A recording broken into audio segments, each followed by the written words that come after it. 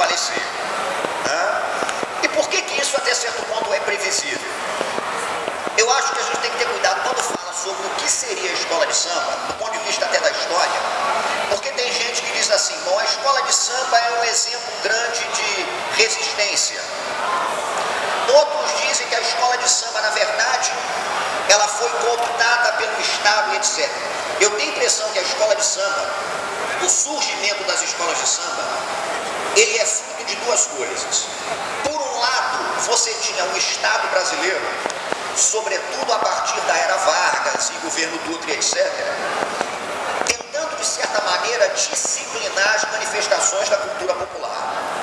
A gente sabe disso, né? Durante muito tempo o samba foi criminalizado, durante muito tempo a capoeira foi criminalizada, durante muito tempo o candomblé, a umbanda foram criminalizados. Até 1932, os terreiros de candomblé e umbanda, para funcionar, tinham que ter autorização da polícia, né? Então a coisa era feia. Só em 1932, por decreto também da era Vargas, é que você legalizou a prática da capoeira. A capoeira foi criminalizada do início da República até praticamente o início da era Vargas. Então o que significa isso? Por um lado, quando o Estado, né, ele começa a disciplinar o desfile das escolas de samba, de certa maneira o Estado, evidentemente, ele está conseguindo manter um certo controle sobre uma manifestação da cultura popular, o samba, inclusive exigindo uma temática de interesse nacional. Por outro lado, para o sambista, que foi criminalizado tanto tempo, era interessante você buscar, de alguma maneira, uma legitimidade diante do poder público. Então as escolas de samba que parece que são fruto, né, dessa dicotomia. O Estado queria controlar as manifestações da cultura popular e, ao mesmo tempo, certos segmentos das camadas populares tinham o interesse, né, evidente de se legitimar diante do poder. E o samba de enredo, que é o tema que eu quero trabalhar aqui, ele acompanha essa dualidade.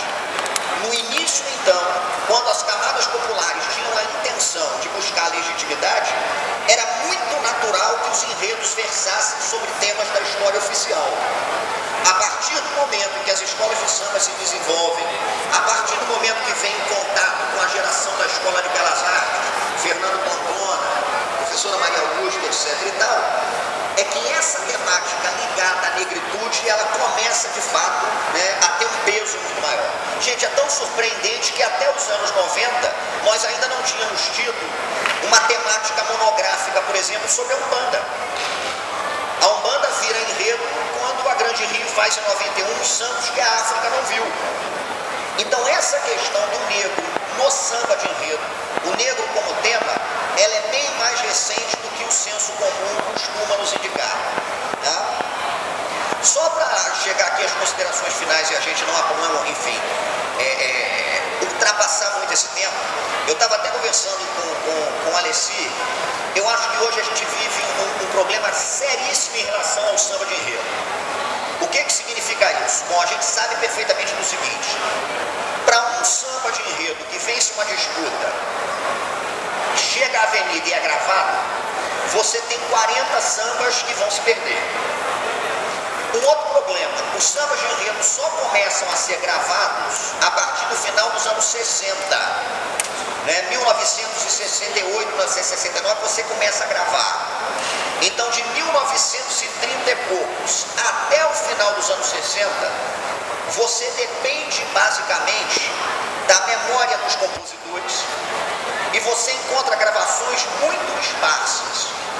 O que significa isso? A escola de samba é, sem sombra de dúvidas, talvez a manifestação cultural, né, no mundo, eu não tenho dúvida em dizer isso, em que você tem a presença simultânea de várias atividades ligadas à cultura. Porque você tem o canto, você tem a dança, você tem a questão visual, né, você tem tudo isso acontecendo ao mesmo momento.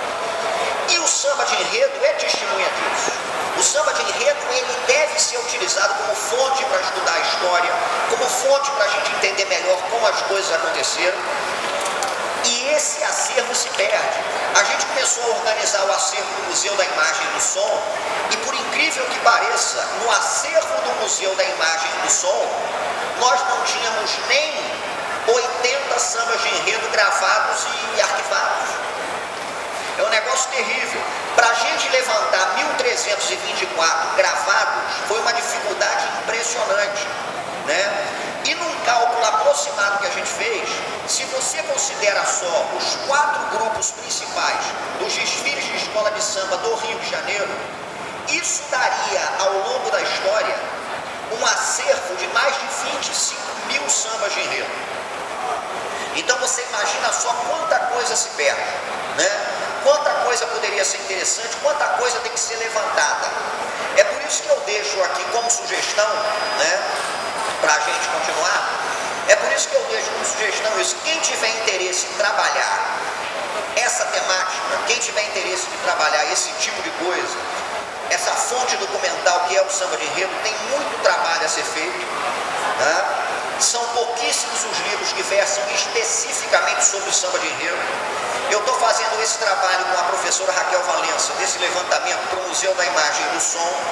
Coloco inclusive o acervo à disposição de quem quiser, só vai falar comigo no final, né? Pelo menos esses 1324 sambas estão gravados.